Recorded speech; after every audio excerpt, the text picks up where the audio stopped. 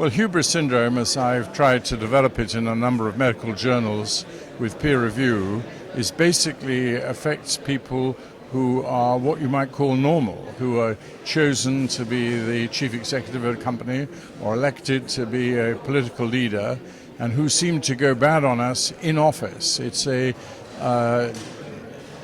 characteristically a change of personality, and it's a change in power. It's an intoxication, if you like, with power, and it manifests itself in many ways, like overconfidence, certainty.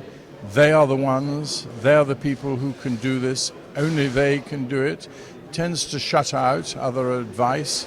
It tends to be, if you like, unbridled intuition.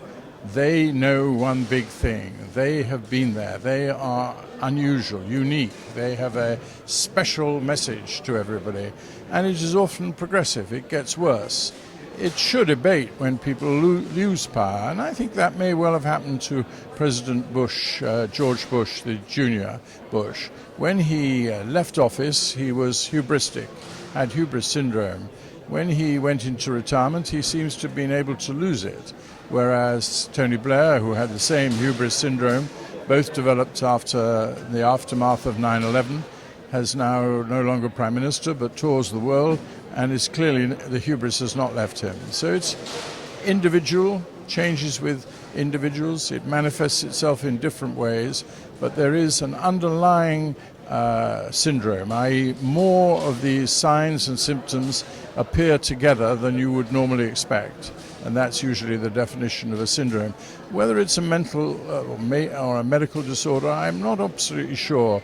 I call it more a personality change, but it's very important. It affects many big organizations, and when it is out of control, it can be extremely costly. If you look at the 2008 global economic crisis, chief executive, bank leader, corporate leader, governments, individuals, hubris was an overwhelming characteristic as part of the financial crisis that led us into an overall meltdown. Am I right?